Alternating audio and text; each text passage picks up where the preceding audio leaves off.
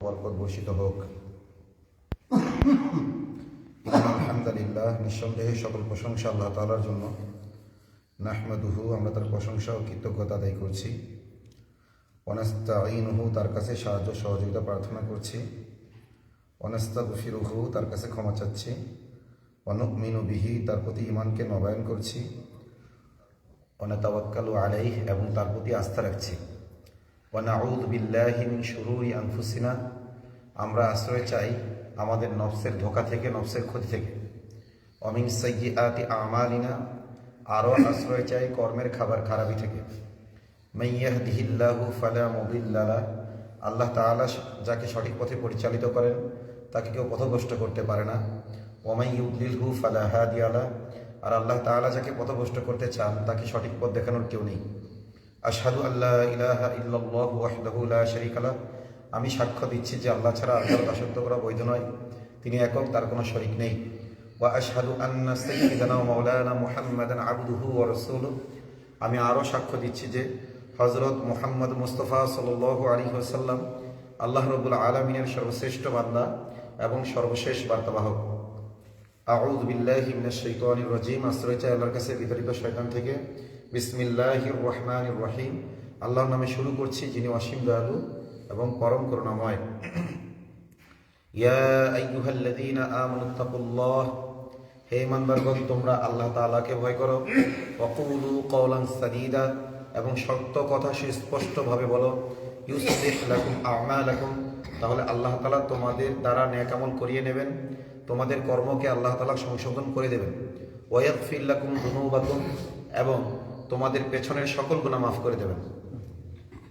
Oman ইউতিল্লাহা ওয়া রাসূলাহু ফাকাদ ফাযা ফাওজান আযীমা, যে আল্লাহ ও তার রাসূলের আনুগত্য করে সেই চূড়ান্ত সফল ব্যক্তি।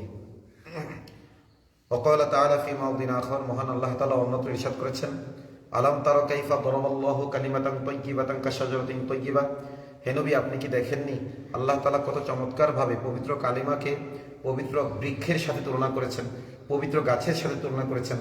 আসলুহা সাবিত, যার শিকড় খুবই দৃঢ়। ওয়া ফারউহা ফিস সামা, যার শাখা প্রশাখা আসমানে বিস্তৃত। তুতি উকুলাহা কুল্লা হিনিন বিইذনি রাব্বিহা, যা সে রবের ইচ্ছায় প্রতি মৌসুমে ফল দেয়।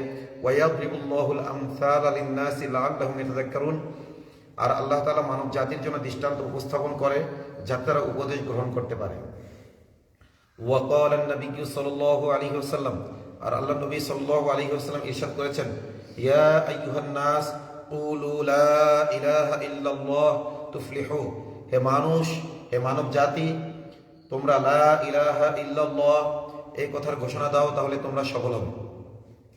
ওয়াইজন ক্বালা আন-নাবিয়্যু সাল্লাল্লাহু আলাইহি ওয়াসাল্লাম, আল্লাহ নবী সাল্লাল্লাহু আলাইহি ওয়াসাল্লাম আরো বলেছেন, মান ক্বালা লা ইলাহা ইল্লাল্লাহ সাদিকাম মিন কলবিহি দাখালাল জান্নাহ, যে ব্যক্তি আন্তরিক সততার সাথে লা ইলাহা ইল্লাল্লাহ এই কথার ঘোষণা দিয়েছে সে যেন জান্নাতে পৌঁছে গেছে, অর্থাৎ সে অবশ্যই জান্নাতে যাবে।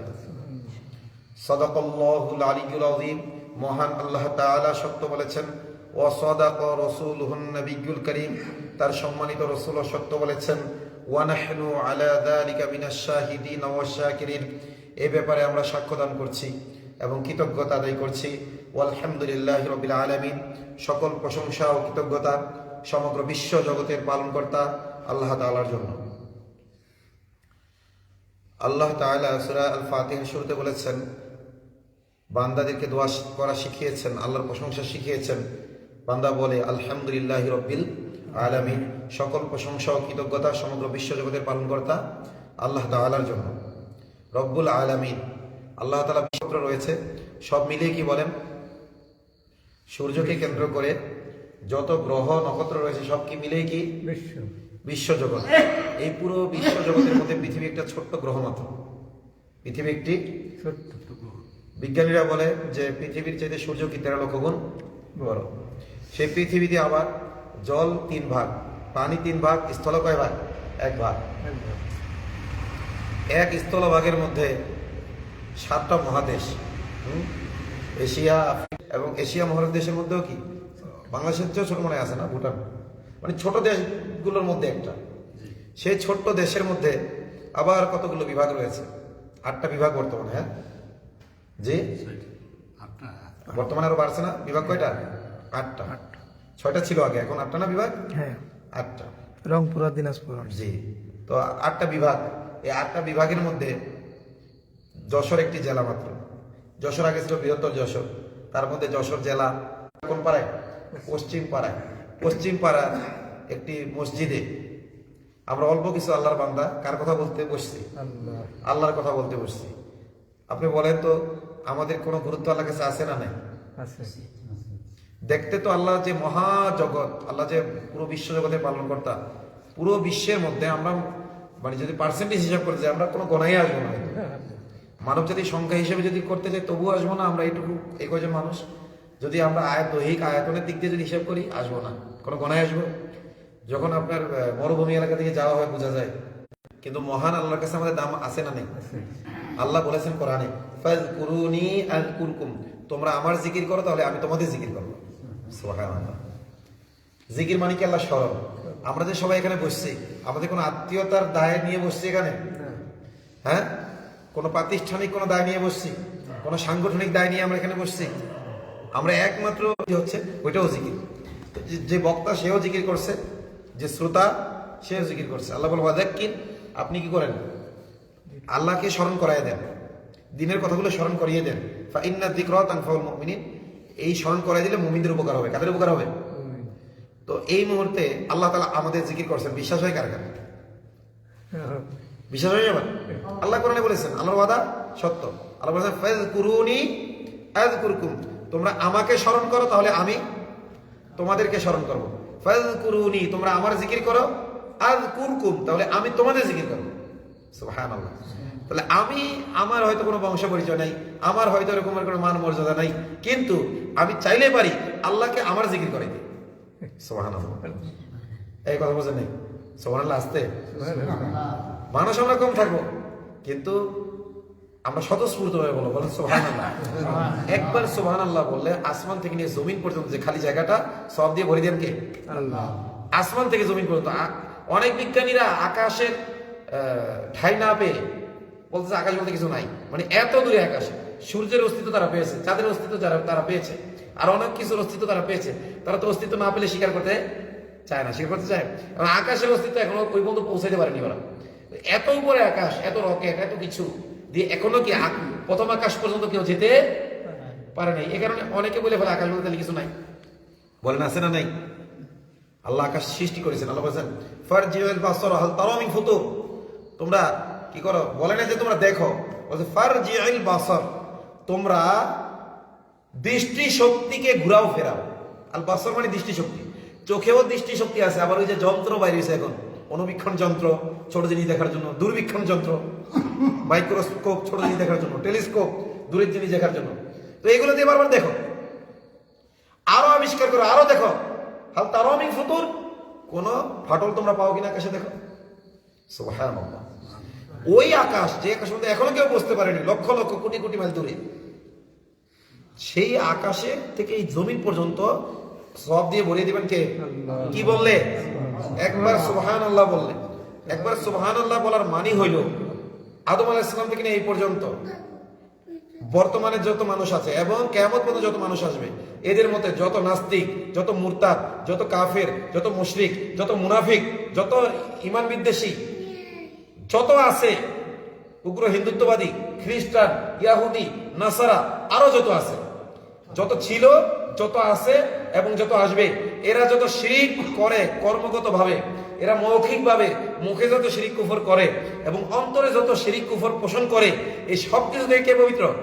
আল্লাহ। তার মানে আপনি একবার স্লোগান, এটা আপনি একবার সুবহানাল্লাহ বলতেছেন মানে হইল সারা বিশ্বের যত কাফের মুশরিক পূর্বে এসেছে, বর্তমানে আছে, ভবিষ্যতে আসবে, এদের সবার বিরুদ্ধে স্লোগান দিচ্ছেন। একবার সুবহানাল্লাহ বলার অ্যাকশন বলছেন আপনি। এখানে সুবহানাল্লাহ বলতেছেন মানে কি?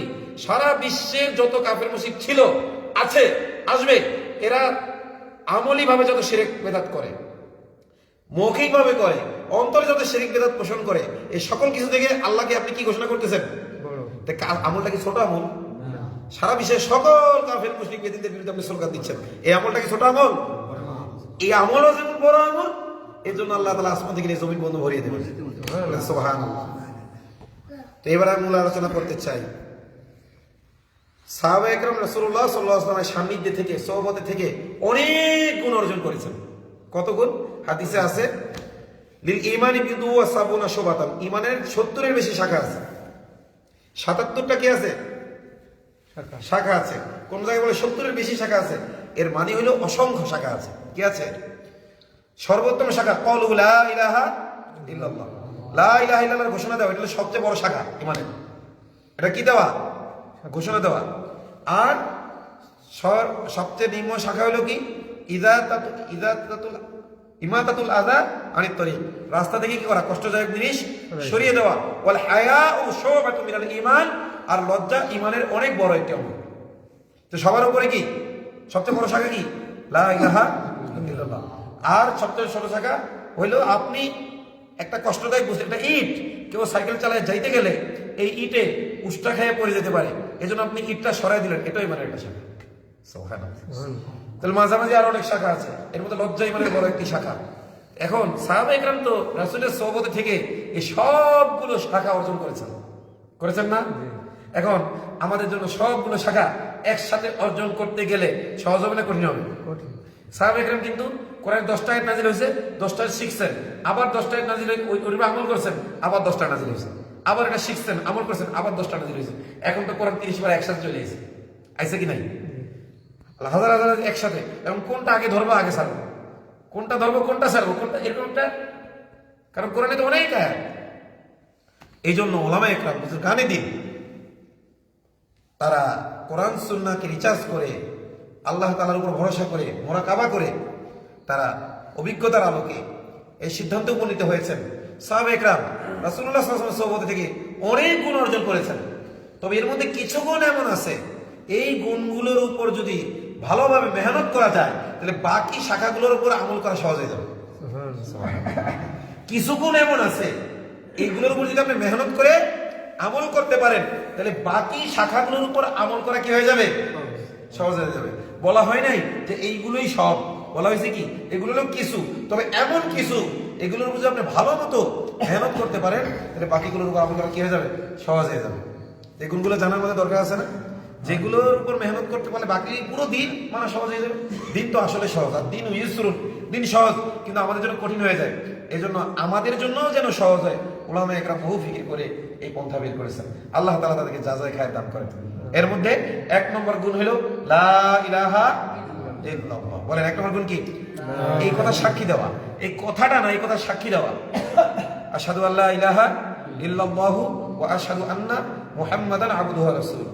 আমি সাক্ষ্য দিচ্ছি যে আল্লাহ ছাড়া আর কোনো ইলাহ নাই, আমি আরো সাক্ষ্য দিচ্ছি যে হযরত মুহাম্মদ মুস্তাফা সাল্লাল্লাহু আলাইহি ওয়াসাল্লাম আল্লাহ তাআলার রাসূল। এখন আসেন কালিমার অর্থ কি? লা মানে নাই, লা মানে কি? ইলাহ মানে যার দাসত্ব করা হয় বা যার গোলামি করা হয়। ইলাহ কাকে বলে? যার গোলামি করা হয় তাকে ইলাহ বলে। ইল্লাহ মানে ছাড়া, আর আল্লাহ তো আল্লাহই। লা ইলাহা ইল্লাল্লাহ মানে আল্লাহ ছাড়া আর কারো গোলামি করা চলবে না। আল্লাহর হুকুমের বিরুদ্ধে কেউ হুকুম দিলে সে হুকুম মানা যাবে না।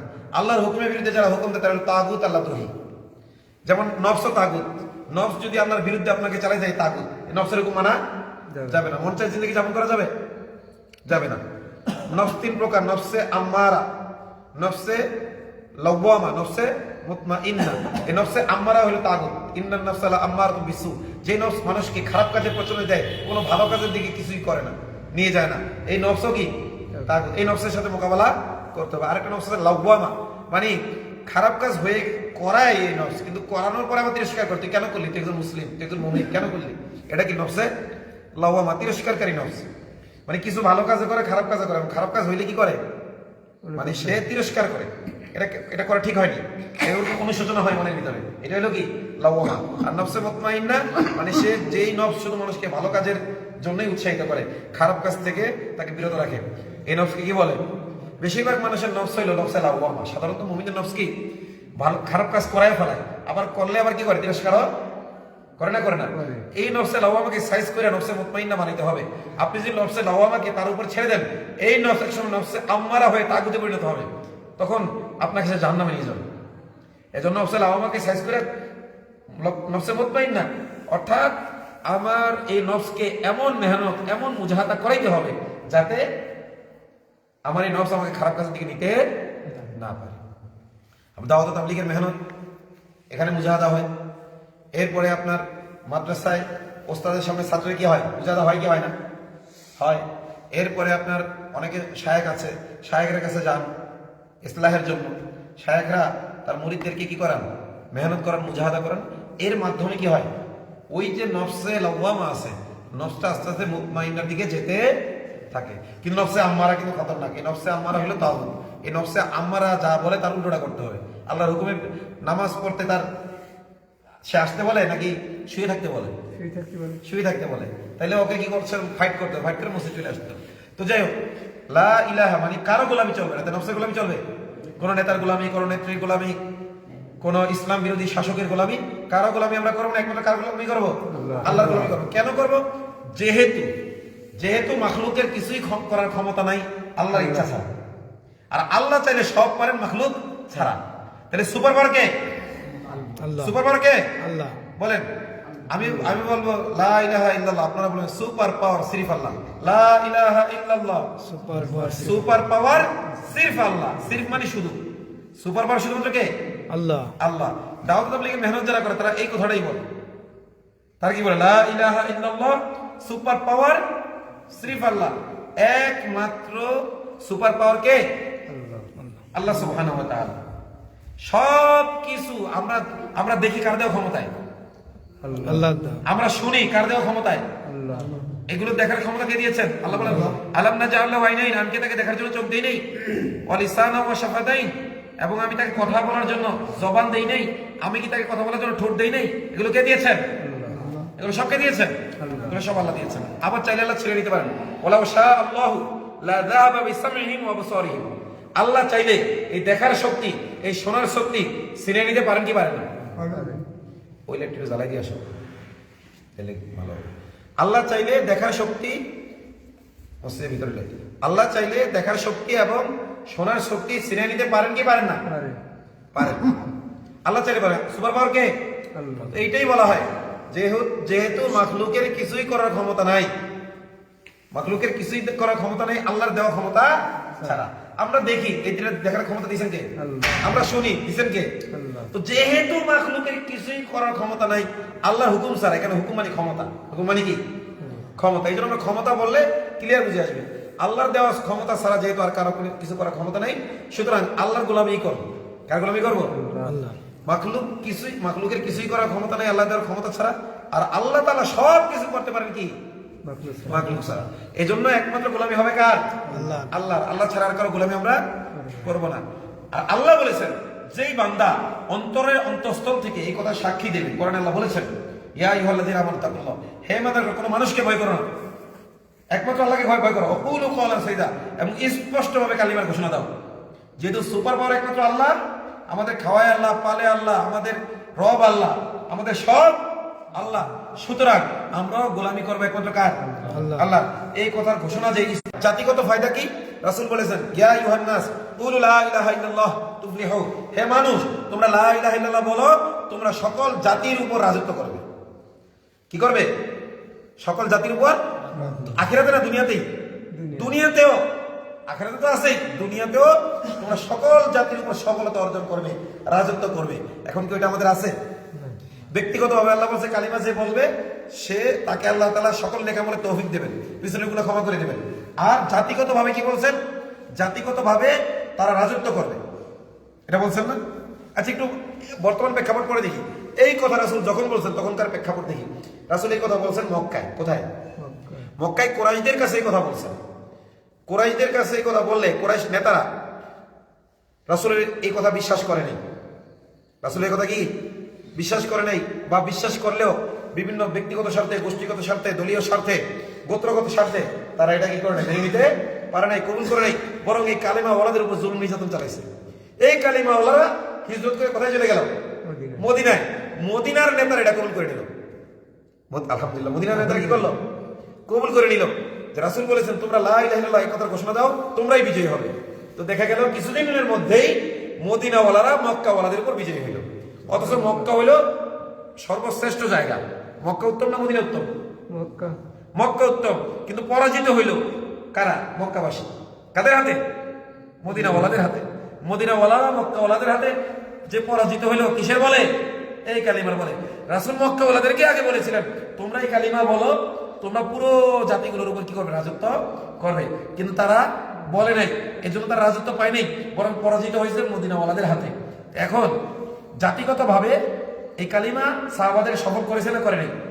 এবং ব্যক্তিগতভাবেও এই কালিমা তাদের দ্বারা নেকামল করেছে না করে নাই? এই কালিমার বরকত দ্বারা নেকামল করেছে। কিন্তু আমরা যদি দেখি বর্তমান মুসলমানদের অবস্থা, ব্যক্তিগতভাবেও যারা মুখে কালিমা বলে এদের নেকামল নাই, আবার জাতিগতভাবেও এরা সফল না। তাহলে আপনি বলেন এই হাদিস কি মিথ্যা, কোরআনের আয়াত কি মিথ্যা, নাকি কালিমা বলার মধ্যে ভেজাল আছে? কালিমা বোঝার মধ্যে ভেজাল আছে, কালিমা বলার মধ্যে ভেজাল আছে। কালিমাকে ভালো মতো বুঝে উপলব্ধি করতে হবে। হয়তো এক মজলিসে ক্লিয়ার হচ্ছে না আপনারা, তারপরে সংক্ষেপে বলছি লা ইলাহা ইল্লাল্লাহ মানে আল্লাহ ছাড়া আর কারো গোলামি করা চলবে না। কেন চলবে না? যেহেতু মাখলুকের কিছুই করার ক্ষমতা নেই আমার মাওলা দেওয়া ক্ষমতা ছাড়া, আর মাওলা সব করে মাখলুক ছাড়া। সুতরাং গোলামি করলে যিনি সুপার পাওয়ার তার গোলামি করবো। কার গোলামি করবো? যিনি সুপার পাওয়ার তার গোলামি করবো। এইটা হলো কালিমার উদ্দেশ্য। তিনি ছাড়া কার গোলামি করবো না। মুহাম্মদুর রাসূলুল্লাহ মানে মুহাম্মদ সাল্লাল্লাহু আলাইহি ওয়াসাল্লাম আল্লাহর বার্তাবাহক, অর্থাৎ মুহাম্মদ সাল্লাল্লাহু আলাইহি ওয়াসাল্লামের তরিকাতেই আছে কি শান্তি ও কামিয়াবি। তিনি শান্তির বার্তা নিয়ে এসেছেন আল্লাহ তাআলার পক্ষ থেকে। এই বার্তা অনুযায়ী যদি কেউ চলে তাহলে কি সে শান্তি থাকতে পারবে। রসুলের তরিকাতেই রয়েছে দুনিয়ার শান্তি, আখিরাতে মুক্তি। 2 নম্বর কি? নামাজ। নামাজের ব্যাপারে আল্লাহ বলেছেন ইন্নাস সালাতা তানহা আনিল ফাহশাই ওয়াল মুনকার, নিশ্চয়ই নামাজ মানুষকে সকল প্রকার অন্যায় ও অপকর্ম এবং অশ্লীল কাজ থেকে বিরত রাখে। আপনারা দেখেন বেশিরভাগ অপকর্ম সমাজে নামাজিরা করে না বেনামাজিরা করে? বেনামাজিরা করে। কথা কি ঠিক না ঠিক? যারা 5 ওয়াক্ত নামাজ পড়ে এদের দ্বারা অপরাধ কতটুকু হয়, আর যারা মোটেই নামাজ পড়ে না তাদের দ্বারা কতটুকু হয়? হ্যাঁ, ব্যতিক্রমও আছে। অনেক সময় দেখা যায় 2-1টা বেনামাজিও ভালো, আর 2-1টা নামাজিও কি শয়তানের আগে। কিন্তু আসলে তার নামাজ প্রকৃত নামাজ না। হয়তো তার রুকু ঠিক নেই, নাহলে সেজদা ঠিক নাই, নাহলে তার কিরাত ঠিক নাই, অথবা তার নামাজের মধ্যে কি নাই? আন্তরিকতা নাই। সে নামাজে কি বলছে এটা বোঝারই কি চেষ্টা করছে। তো নামাজ যদি নামাজের মতো হয়, ওই নামাজ সকল ধরনের অন্যায় এবং অপকর্ম থেকে আমাদেরকে বিরত রাখবে। এবং এই নামাজ হলো একটা ট্রেনিং মাত্র। এটা কি? এটা একটা ট্রেনিং মাত্র। আল্লাহ তাআলা কোরআনে বলেছেন ওয়াইয়াউমা ইউকশাফু আন সাক, সেদিন আল্লাহ তাআলা তার পা উন্মুক্ত করে দেবেন, পা খুলে দেবেন, বান্দার কাছে তার পা মুবারক প্রকাশ করবেন। ওয়াইউদাউনা ইলা সুজুদ, এবং বলা হবে সিজদা করতে। হাদিসে আছে আল্লাহকে কিয়ামতের মধ্যে এমন ভাবে দেখা যাবে যেভাবে পূর্ণিমার চাঁদ দেখা যায়। পূর্ণিমার চাঁদ দেখতে কি ভিড় হয়? কোন বড় চাঁদ যখন ওঠে দেখতে কোনো অসুবিধা হয়? যে রমজানের চাঁদ হেলাল বলে এটাকে, ওই হেলাল দেখতে কিন্তু ভিড় হয়, দেখা যায় না সহজে। একদম বলে এই দেখে এই আমার একটু দেখাতো, আমার একটু দেখাতো, এই সব ধাক্কা ধাক্কি হয় কি হয় না? কিন্তু পূর্ণিমার চাঁদ দেখতে কোনো ধাক্কা ধাক্কি হয় নাকি? সবাই যার যার জায়গা থেকে দেখতে পারে, সবাই দেখতে পারে। ওটার জন্য বিশেষ কোনো জায়গায় যাওয়া লাগে না, একটু গাছগাছালি থেকে সরলেই দেখা যায়। কিন্তু সূক্ষ্ম চাঁদ, যেটা ওই মাসের প্রথম চাঁদ, প্রথম দিনের চাঁদ, প্রথম রাতের চাঁদ, ওইটা দেখতে কি একটু অসুবিধা হয় কি হয় না? টেলিস্কোপ লাগে, কষ্ট হয়, সবাই দেখতে পায় না, কিছু সময়ের জন্য দেখা যায়, এরপরে হাওয়া হয়ে যায়। কিন্তু পূর্ণিমার চাঁদ স্পষ্টভাবে দেখা যায়। তো কিয়ামতের ময়দানে মুমিনরা আল্লাহ তাআলাকে জান্নাতে এমন ভাবে আল্লাহকে দেখবে যেমন ভাবে পূর্ণিমার চাঁদ দেখা যায়। কিয়ামতের ময়দানে আল্লাহ তাআলা নিজের পা উন্মুক্ত করে দেবেন দিয়ে, এবং মানব জাতিকে বলবেন সিজদা করো। কি বলবেন? সিজদা করো। তখন এই সিজদাটা কোন সিজদা? এই দুনিয়ার যে সিজদা হলো ওই সিজদার ট্রেনিং। এখন আমরা আল্লাহকে দেখছি, আল্লাহকে না দেখেই সিজদা করে করে ট্রেনিং নিচ্ছি আমরা। কোন সিজদা করার জন্য? আখিরাতে সিজদা করার জন্য।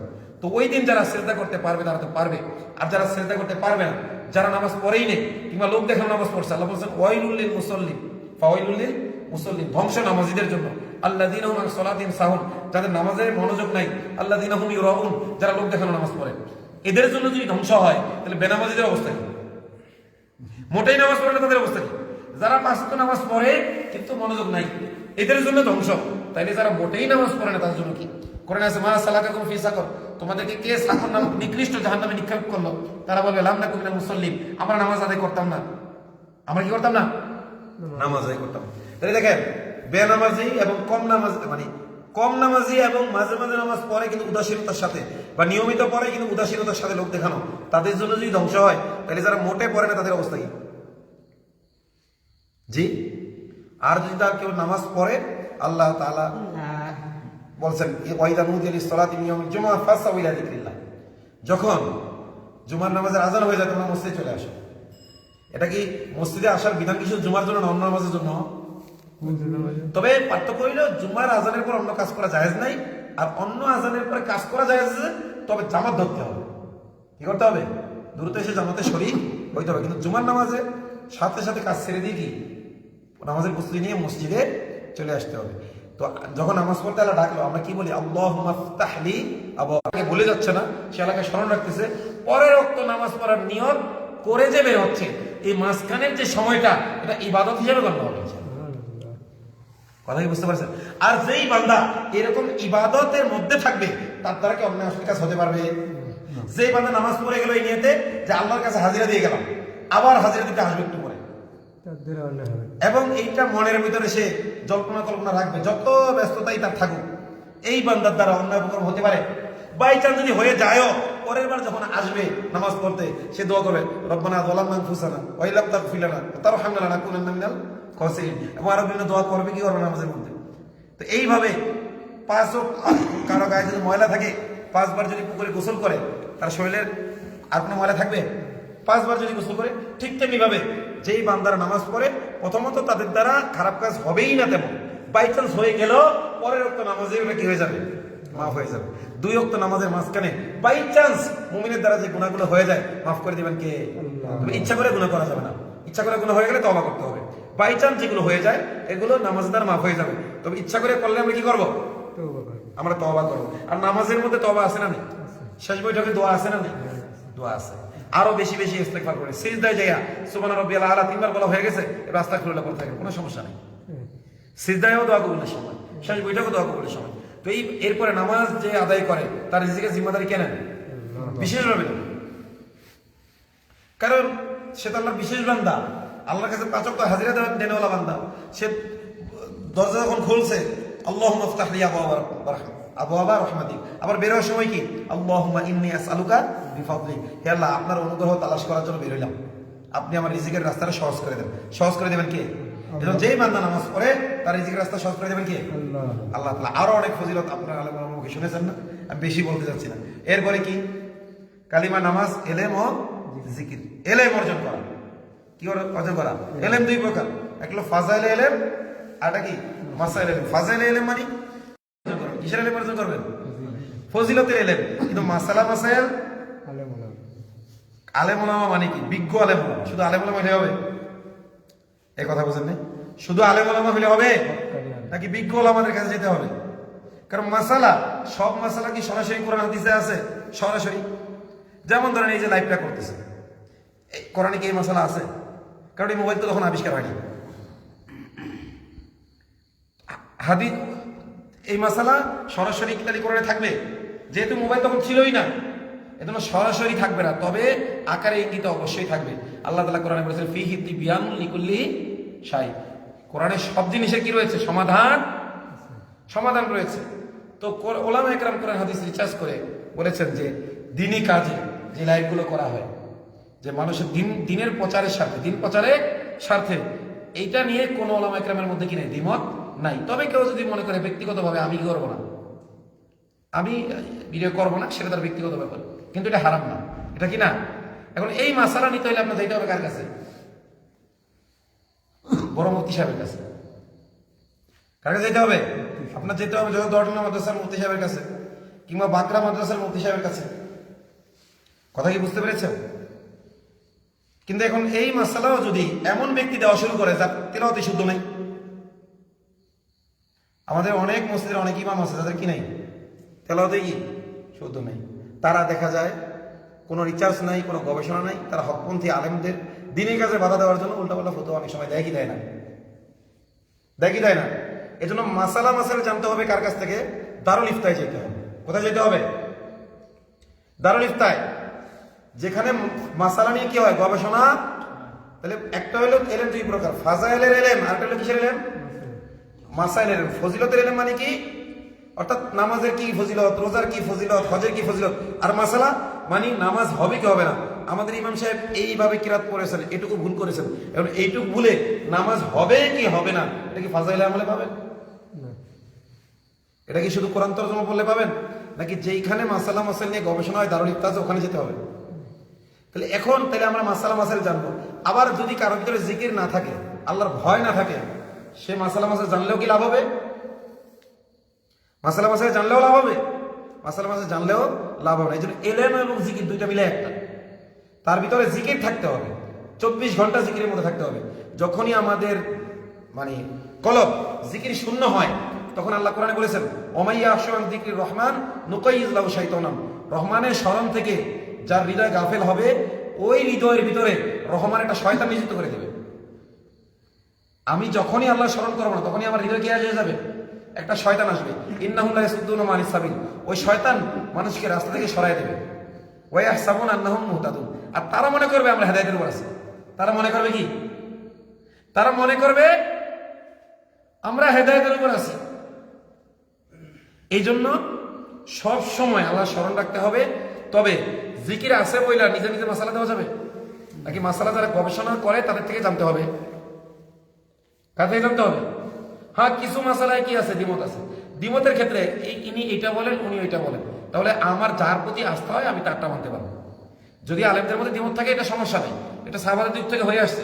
দ্বিমত থাকলে আমার যারটা কি মনে হয়, যার প্রতি আমার আস্থা আছে, যার জ্ঞানের প্রতি গরিমার প্রতি আমার আস্থা আছে, আমি তারটা মানি, কোনো সমস্যা নাই। কিন্তু জানার চেষ্টা করতে হবে দলিল সহ, যে হুজুর এটা দলিল কি। কিছু কিছু মাসালাই আছে এমন যেটা দুই দিকেই কি আছে, যুক্তি আছে, দুই দিকেই দলিল আছে। ওই ক্ষেত্রে আপনি যে আলেমের অনুসরণ করেন তার থেকে আপনি মাসালা নিয়ে আমল করলে ইনশাআল্লাহ আল্লাহ আপনাকে আখিরাতে এর প্রতিদান দিবেন। এলেমে যদি তারপরে কি একরামুল মুসলিমিন, মুসলমান ভাইয়ের কিমত জেনে কদর করা, বরং হার মাখলুকের কিমত জেনে কি করতে হবে, কদর করতে হবে। আজকে এক মুসলিম ভাই, আমি খাচ্ছি, আমার পাশে এক মুসলিম ভাই আছে, তার ঘরে খাবার নেই, আমি পেট ভরে খাওয়া মাত্র জায়েজ হবে? জেনে শুনে বলেন জায়েজ হবে? আমি খুব বিলাসিতা করতেছি, আমার পাশেই এক মুসলিম ভাই আছে যে খুব দুরারোগ্য ব্যাধিতে আক্রান্ত, তার চিকিৎসার জন্য কি নেই, প্রয়োজনীয় অর্থ নেই, তাহলে তার পাশে আমার দাঁড়াইতে হবে। হাসরের ময়দানে আল্লাহ তাআলা বলবেন যে, হে বান্দা, আমি অসুস্থ ছিলাম, তুই আমার সেবা করিস নাই, আমি ক্ষুধার্ত ছিলাম, তুই আমার খাবার দিস নাই। এইভাবে আল্লাহ বলবেন।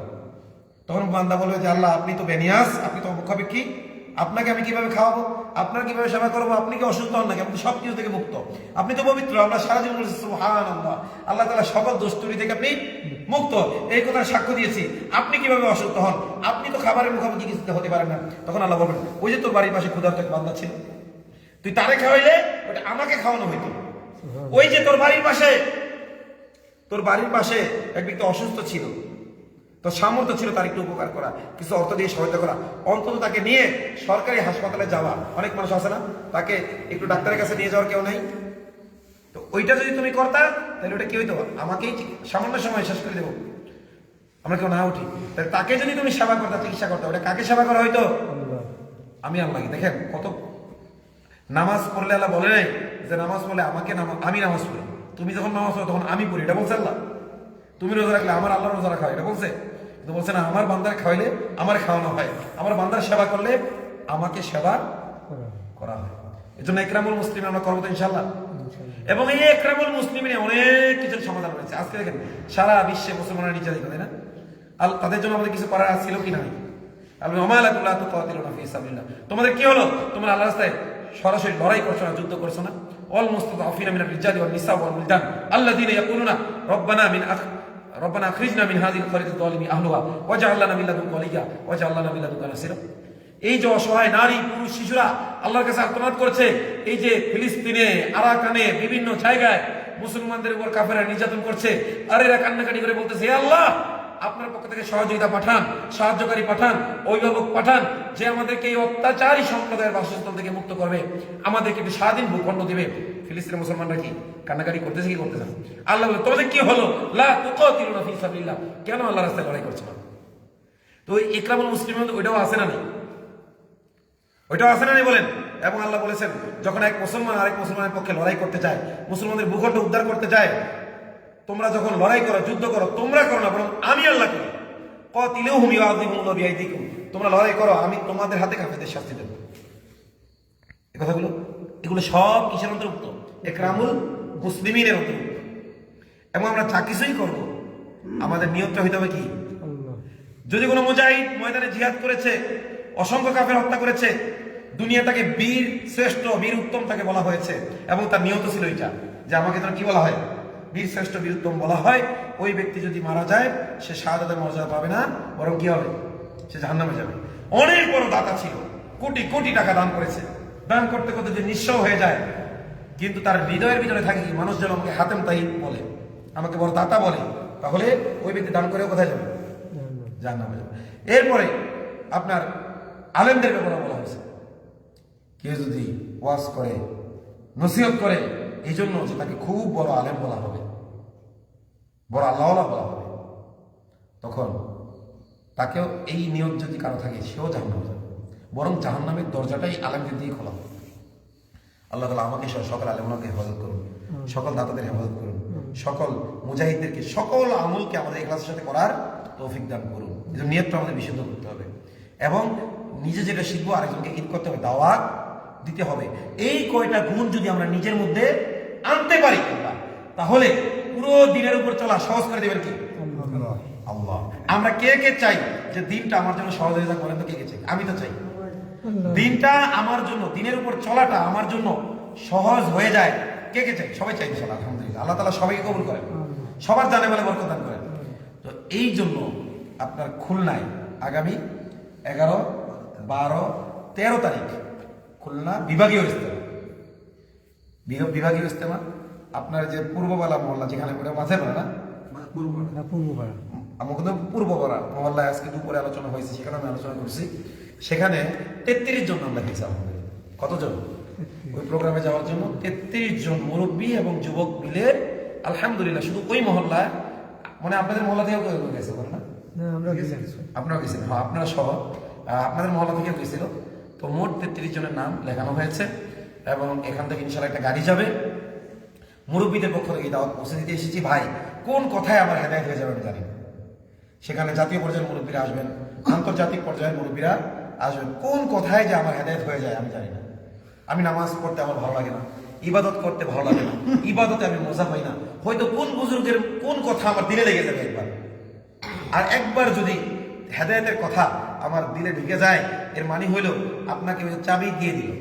এখন আপনি দেখবেন নামাজ না পড়লে আপনার ভালো লাগতেছে না, আপনি জিকিরের মজলিসে না বসলে আপনার ভালো লাগতেছে না, দাওয়াতের মজলিসে, দিনের মজলিসে না বসলে আপনার ভালো লাগবে। এই একটা অবস্থা সৃষ্টি করে দিতে পারেন কে? এমন পরীক্ষিত অনেক মানুষ এমন আছে না, যারা দিনের নাম নিলেই তারা কি দূরে সরে যেত, নামাজের নাম নিলে তারা পালাইতো। আজকে তারা দায়িত্বে পরিণত হয়েছে না? হ্যাঁ, তারা আজকে দেখা যায় যে মসজিদ সাহেব আজান দিয়ে দেরি করে, তারা মসজিদে এসে আজান দিয়ে দেয়, ওই যুবকরা। আলহামদুলিল্লাহ, এখন এটা তো দিল পরিবর্তন হইতে হবে। এই নফস নামক এই তাগুতকে মেহনতের মাধ্যমে কি করতে হবে? দমাইতে হবে। যদি একবার দমানোর মজা আপনি পেয়ে যান, তাহলে আপনি কামিয়াব হচ্ছেন। আল্লাহ বলেছেন, কসম করে করে বলেছেন, ওয়াশ-শামসি ওয়া-দুহাহা ওয়াল-কমারি ইযা তালাহা ওয়ান-নাহারি ইযা জাল্লাহা ওয়াল-লাইলি ইযা ইয়াগশাহা ওয়াস-সামাই ওয়া মা বানাহা ওয়াল-আরদি ওয়া মা তাহাহা ওয়া নাফসি ওয়া মা সাওয়াহা ফাআলহামাহা ফুজুরাহা ওয়া তাকওয়াহা। এতগুলো কসমকে আবারও কসম করে বলতেছেন যে আল্লাহ তাআলা মানুষের নফসের মধ্যে খারাপ কাজ করার জ্ঞান ও যোগ্যতাও দিয়েছেন, ভালো কাজ করার জ্ঞান ও যোগ্যতাও দিয়েছেন। কদ আফলাহা মান যাক্কাহা, যে ওই জ্ঞান ও যোগ্যতাকে কাজে লাগিয়ে মেহনত করে নিজের নফসকে কলুষ মুক্ত করেছে সেই সফল। অকদ খাবা মান দাসাহা, আর ওই জ্ঞান ও যোগ্যতা যে ভালো পথে কাজে লাগায় নাই, ফলে খারাপ পথে কাজে লেগেছে এবং তার নফস কলুষযুক্ত হয়ে গেছে, কলুষিত হয়ে গেছে, সেই ধ্বংস।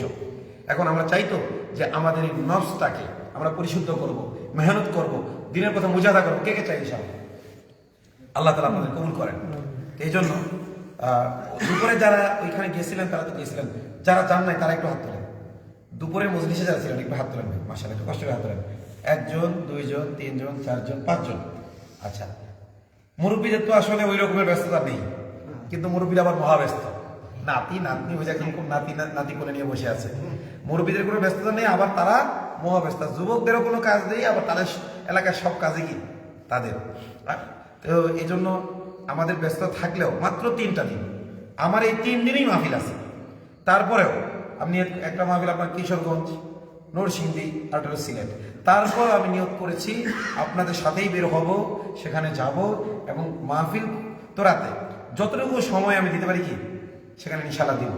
তো এখন আপনারা এই মাত্র 5 জন হলো নাম লেখানো বাদ আছেন, তো আপনারা একটু হিম্মত করতে পারেন না ভাই? বাস 3টা দিন মাত্র, 11, 12, 13 তারিখ নিয়ত করেন ইনশাআল্লাহ। যদি আপনার কোনো প্রবলেম থাকে, সমস্যা থাকে, এখন নিয়তে নাম লেখান এবং আমাদের সাথে পরামর্শ করবেন। হুজুর আমি তো নিয়ত করছিলাম, এখন এই একটা সমস্যা দেখা দিয়েছে, তো আমরা দিনী ভাইয়েরা পরামর্শ করে যদি এটা সমাধান করতে পারি তাহলে আপনি গেলেন। যদি আমরা সমাধান করতে না পারি তো আমরাই বললাম যে ভাই ঠিক আছে, আপনার যেহেতু একটা বড় সমস্যা, আপনি কি করেন এই যাত্রায় থাকেন, দিনী ভাইরা যেটা শুনে আসবে ওইটা আপনারা কি করেন, প্রচার করেন। তো এই ভাই নিয়ত করা যাবে ইনশাআল্লাহ? আপনি এমনি কি করেন?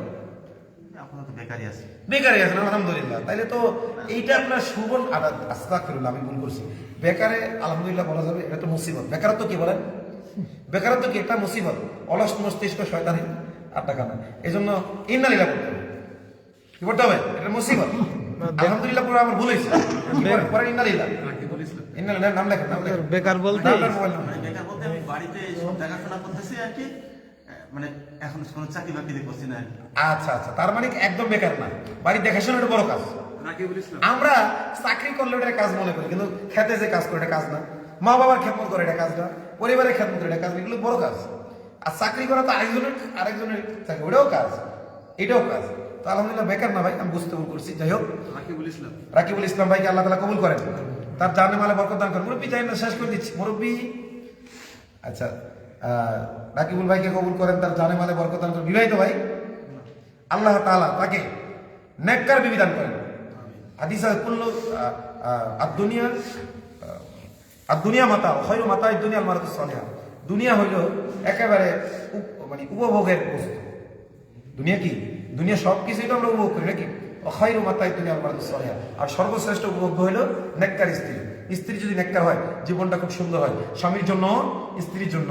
স্বামী স্ত্রী যদি পারস্পরিক নেককার হয়, শাহ হাকিম মোহাম্মদ আক্তার সাহেব রহমতুল্লাহ আলাইহি বলছেন, दुनिया की जन्नत यह है कि ज़ौजैन एक हो और नेक हो। दुनिया की जन्नत यह है ज़ौजैन एक हो और नेक हो। দুনিয়াও জান্নাত আছে, সেই জান্নাত কোথায়? দুনিয়ার জান্নাত হইল স্বামী স্ত্রী যদি নেককার হয় এবং দুইজনের মন মানসিকতা একরকমের হয়। দুইজনের মন মানসিকতা একরকমের যদি হয় এবং দুইজনে যদি কি হয়, নেককার হয়, অর্থাৎ দুইজনেই নেককার, আর দুইজনের কি আছে, মনোমালিন্য নাই, মনের মিল আছে। স্বামী স্ত্রী যদি নেককার হয় এবং মনের মিল থাকে, ওটা হলো দুনিয়ার কি, দুনিয়া এক টুকরা জান্নাত। কিন্তু এই স্ত্রী যদি দিনদার না হয় বা স্বামী যদি দিনদার না হয়, অথবা দিনদার ঠিকই কিন্তু মনের মিল নেই, এটা হইতে পারে কিনা? দুইজনেই দিনদার কিন্তু মন মিলে না। সাহাবাদের মধ্যে ছিল না দিনদার, তাও তালাক হয়েছে না, মনের মিল নেই। এই জন্য দুই স্বামী স্ত্রীর মধ্যে মনের মিল থাকে এবং দুইজনে যদি নেককার হয়, এটা দুনিয়ার জান্নাত। এবং আমার ব্যক্তিগত অভিজ্ঞতার আলোকে বলছি, যে সকল লোকেরা বিয়ের পরে যায় দিনদার হয়েছে, তারা আফসোস করে, হুজুর বিয়ের আগে যদি দিনদার হইতাম তাহলে দিনদার মেয়েই খুঁজতাম এবং বুঝতাম যে প্রকৃত দিনদারি কি, তাহলে জীবনটা সুন্দর হইতো। এখন দিনদার এমন সময় এসে হয়েছি, বদিন একটা বিয়ে করছি, 4 বছর চাউল মেয়ে হয়েছে, এখন নিজে দিনদার হয়েছি, পরিবার নিয়ে চলতে কষ্ট হয়ে যায়। এই জন্য আপনার জন্য এখন দিনদার হওয়ার সুবর্ণ সুযোগ। এখন যৌবন যার, দিনদার হওয়ার সুবর্ণ সুযোগ তার। বলেন কি বলছি? এখন যৌবন যার, বলেন এখন যৌবন যার, দিনদার হওয়ার সুবর্ণ সুযোগ তার। এটাই সুবর্ণ সুযোগ। কারণ যৌবন কালে যদি আপনি দিনদার হয়ে যান, বিয়ের পূর্বেই যদি দিনদার হয়ে যান, তাহলে আপনি দিনের মর্ম বুঝবেন, দিনের গুরুত্ব বুঝবেন। আপনি বিয়ের সময় কিন্তু ওইরকম দিনদারকেই প্রাধান্য দেবেন। আর যদি অল্প তুষ্ট, যে দুনিয়ার কামাই রোজগার একটু কম হইলেও যে স্বামীর নাশুকরি করে না, স্বামীর ব্যাপারে ধৈর্য ধারণ করে, সে 3 বেলা খাইলেও আলহামদুলিল্লাহ বলে, 1 বেলা খাইলেও আলহামদুলিল্লাহ বলে, না খেয়ে থাকলেও বলে আলহামদুলিল্লাহ ফিস সাররাই ওয়াদ দাররা। আমি সুখে থাকি দুঃখে থাকি, সর্বাবস্থায় কার প্রশংসা? আল্লাহর প্রশংসা। না শুকরিয়া করার কারণে ইব্রাহিম আলাইহিস সালাম তার ছেলে ইসমাইলকে পরামর্শ দিয়ে গেছিলেন, চৌকাঠ পরিবর্তন কর, যে আমার ছেলে বাড়ি আসলে চৌকাঠ পরিবর্তন করতে হইল। পরিবর্তন করা না লাগে ভাইকে আল্লাহ তাআলা দিনদার গুণবতী একজন নারীকে কবুল করেন ভাই জীবন সঙ্গী হিসেবে। সবাই আমিন বলেন। এইটা হলো সবচেয়ে বড় দোয়া জীবন, এবং ওনার জীবন জীবিকা বরকত দান করেন এবং ওনাকে উপযুক্ত একটি কর্মের ব্যবস্থা করেন। আসলে মেয়ের বাবাদের বোঝা উচিত, ফজরের নামাজ কোন ছেলে জামাতের সাথে পড়ে, ঈশার নামাজ কোন ছেলে জামাতের সাথে পড়ে, তার সাথে মেয়ে বিয়ে দেওয়া।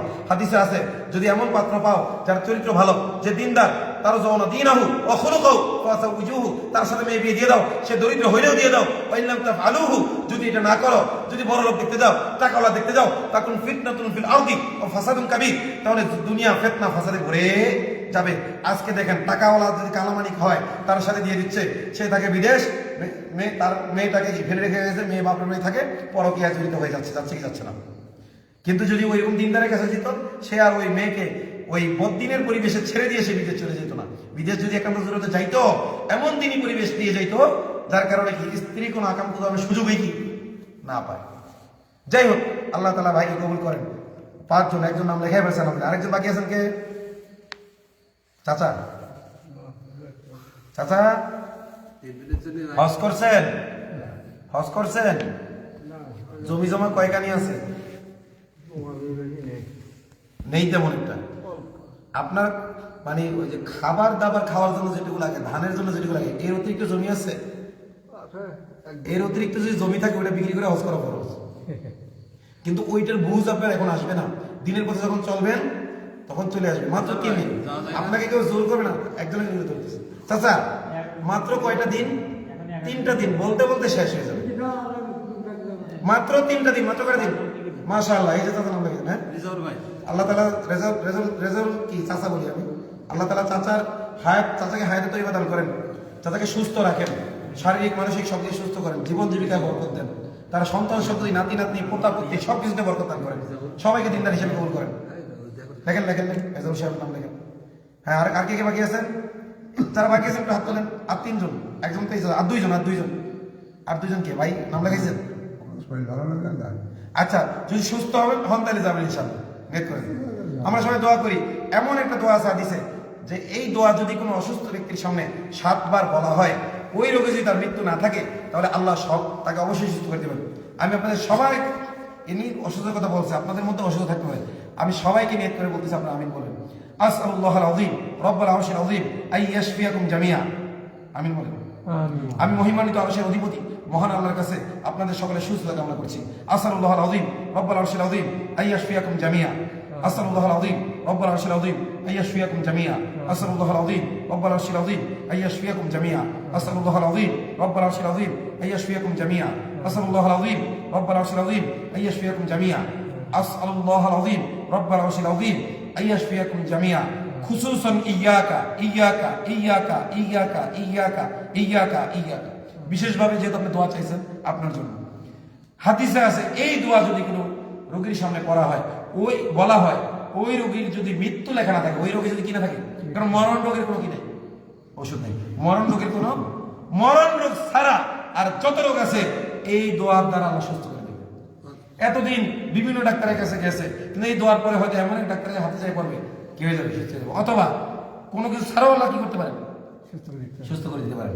তো আপনি নিয়ত করেন, দেখেন এখান থেকে খুলনা তো বেশি দূর না, আরো দিনী ভাইরা থাকে, আর ওই আল্লাহর দিন, আল্লাহর পথে দিনী এলেম অর্জন করতে গিয়ে ওই পথে যে মারা যান, আপনারা তো এমনি আল্লাহ জানেন, তো সমস্যা কি? অসুস্থ ব্যক্তিদের আরো বেশি দেওয়া দরকার, যে মরলে দিনের পথে বলুন। ইনশাআল্লাহ নাম লেখেন, নাম আপনার নাম কি? মিজানুর রহমান। বলেন বলেন, নাম কি? মাশাআল্লাহ, মিলে যাব। তাকবীর, জোরে বলেন, জোরে তাকবীর। এখানে সব জোর মানুষ নাই, তাকবীর জোর নাই। মাশাআল্লাহ, এই চাচা দেখেন বলে নিয়ে গেলে যাবো, নেবো না মানে মাশাআল্লাহ। এই যে এই ভাই সাথে নিয়ে যাবে, ওই জন্য আপনি ওনার দায়িত্বে, ওনার একেবারে নেওয়া থেকে নিয়ে বাড়ি ফিরে আনা পর্যন্ত খেদমত থাকবে ইনশাআল্লাহ। আল্লাহ আপনাকে কবুল করুক। মাশাআল্লাহ, আল্লাহ চাচাকে সুস্থ দান করুক। বয়স কত চাচা? বলতে হবে না, আনুমানিক 70-এর উপরে হবে না? বেশি, আরো বেশি না? বেশি না, আর 60-70-এর মধ্যে হবে। আচ্ছা মাশাআল্লাহ, ঠিক আছে। দেখেন এই যে তাহলে 5 জনের মধ্যে 4 জনই লেখাইছে দাদা, এই যে 5 জনের মধ্যে 4 জনই কিন্তু লেখা রয়েছে। ভাই নাম তো লেখাইছে, আপনারটা লেখাইছেন না? আপনি কি করেন? দেখেন চাষ কাজ, কৃষকের জন্য কোরআনে আয়াত আছে, শোনেন আপনার জন্য একটা আয়াত আছে, আপনার একটা বলে আপনি হয়তো চিন্তা করবেন যে যদি আমি চাষ কাজ রেখে যাই, দেখে শোনা কি করবে। আল্লাহ তাআলা কোরআনে বলেছে, আউযু বিল্লাহি মিনাশ শাইতানির রাজিম, আফারাআইতুম, হে কৃষকেরা, কৃষকদেরকে উল্লেখ করে আল্লাহ বলছে, আফারাআইতুম মা তাহরুসুন, তোমরা কি চিন্তা ভাবনা করেছো, তোমরা যে জমিনে ছিটাও, বীজ ছিটাও, সার ছিটাও, কীটনাশক ছিটাও, তোমাদের কাছে যদি সেটাই চলে আসা, এরপরে আনতুম তাজরাউনাহু, ওই বীজকে বড় করা, গাছে পরিণত করা এবং তার থেকে ফসল উৎপাদন করা, এটাকে তোমরা করো না আমি আল্লাহ করি? আনতুম তাজরাউনাহু, ফসল উৎপাদন কি তোমরা করো নাকি আমি আল্লাহ করি? কে করেন ভাই? মাত্র কয়দিন। আপনি আগে থেকে একটু কাজ গুছান, আবার কিছু কাজ বাকি থাকলে ফিরে এসে করবেন, কিছু কাজ বাকি থাকলে ফিরে এসে করবেন। নাম লেখা নেই ইনশাল্লাহ ভাই, লেখাই দেন ইনশাল্লাহ, লেখাই দেন। আল্লাহ বিশেষভাবে আপনার তদারকি করবেন ইনশাল্লাহ। আমি আপনার জন্য দোয়া করে দিচ্ছি, আল্লাহ তাআলা হে আল্লাহ আমার এই বান্দার অনুরোধে উনি যেহেতু নাম লেখাইছেন, আপনি বিশেষভাবে তার ক্ষেত খামার সহ সবকিছু জিম্মাদারি আপনার কাছে সমর্থ করলাম। উনি আসলে দিন মজুর। দিন মজুর, আচ্ছা মজুরি খাটেন। আচ্ছা সবার সামনে বলা এটা হয়তো ঠিক না, তারপরে আমি বলতেছি, আপনি যদি যান এই 3 দিন আপনি মজুরি কি করেন, কি কাজ করেন আপনি? হ্যাঁ, গড়ে গড়ে গড়ে কয় টাকা ইনকাম করেন আপনি? ওই দিন তো কাজ হয়ও না, ওই দিনের কাজ হবে কিনা গ্যারান্টি আছে কোনো? ওই দিনের কাজ হবে কি? তারপরে গড়ে গড়ে কত করে বলেন, মাসে কত ইনকাম করতে পারেন বলেন? বলেন, রন্নতের কিছু নেই, আমি আপনার দিনই ভাই, মাসে কত ইনকাম করতে পারেন? 30 দিন কাজ থাকে, তাহলে দেখেন এমনি জোনের দাম কত? জোনের দাম কত? 400 টাকা। এখন 30 দিন যদি কাজ হয়, 15 দিন যদি কাজ হয়, তাহলে পরে 200 টাকা হবে। আপনার আমি জোনের দাম 500 টাকা করে দেবো, ঠিক আছে ইনশাল্লাহ। আপনার 3 দিনে 1500 টাকা দেবো। আপনি যান, এখানে যে কয় টাকা আপনার নিজের লাগে খরচ করবেন, বাকি টাকা কি বাসায় দিয়ে যাবেন। তাহলে আর কোনো সমস্যা আছে? সমস্যা আছে? এই ভাই আপনার দায়িত্ব আমার কাছে টাকাটা নিয়ে ওনার বুঝিয়ে দাও, আমি ভুলেও যেতে পারি, ঠিক আছে ইনশাল্লাহ। কারণ এই মেহনত যিনি শুরু করেছেন আল্লামা ইলিয়াস রহমতুল্লাহি আলাইহি, তিনি কিন্তু সর্বপ্রথম মেহনতটা করেছেন দিন মজুরি দিয়া। বল তোমরা কি করবা? বলে আমরা এই কাজ করবো। তোমরা দিনের কাজ করো, তোমাদের আজকে যে মজুরি এটা আমি দেবো তোমাদের, তো দিনের কাজটা করো। কারণ তারা তো, তাদের তো ইনকাম লাগবে। আমি যদি বলে চলো দিনের পথে চলো, আল্লাহ খাওয়াইবো না, এটা সুন্নত না, এটা সুন্নত তরিকা না। আল্লাহ খাওয়াইবো মানে আল্লাহকে ওই আসমান থেকে নাজিল করবো নাকি? দুনিয়া একটা দারুল আসবাব, আসবাব একটা সবব, একটা মাধ্যম তাকে ব্যবস্থা করে দিতে হবে। কথা কি বুঝতে পারছো? তুমি আমি বললাম আল্লাহ খাওয়াইবো, 40 দিনের জন্য তৈরি গেলাম, এরপর দেখা গেলো তার বউ এখানে বদনাম করতেছে, ওখানে বদনাম করতেছে, করতে পারে কিনা? না শুনলে করতে পারে কিনা? সবাইকে একরকম। আর বদনাম করুক আর না করুক, আমার দায়িত্ব তাদের রিজিকের ব্যবস্থা করা আমার উপর ফরজ। প্রত্যেকটা পুরুষের জন্য ইনকাম করা কি? তার স্ত্রীর জন্য ইনকাম করা ফরজ, তার নাবালেগ সন্তানদের জন্য ইনকাম করা কি ফরজ। তার মা বাবা যদি আর্থিকভাবে অসচ্ছল হন, তাহলে মা বাবার জন্যও কি ইনকাম করা তার ফরজ। এটাই ইবাদত। তবে নামাজ বাদ দিয়ে না, নামাজ পড়া, নামাজ পড়িয়া ওই যে আপনি মজুরি দেন, ওইটাও ইবাদত। তো ইনশাল্লাহ আপনি 3 দিনের জন্য যাবেন, নাম রেখেছেন? হ্যাঁ, আপনার দায়িত্ব আমার কাছ থেকে 1500 টাকা নিয়ে আপনাকে দেবেন ইনশাল্লাহ। আল্লাহ তাআলা এই মজলিসকে কবুল করেন। আমি যা বলেছি আল্লাহ আমাকে আমল করার তৌফিক দান করেন, আপনাদের সকলকে আমল করার তৌফিক দান করেন। মাঝখানে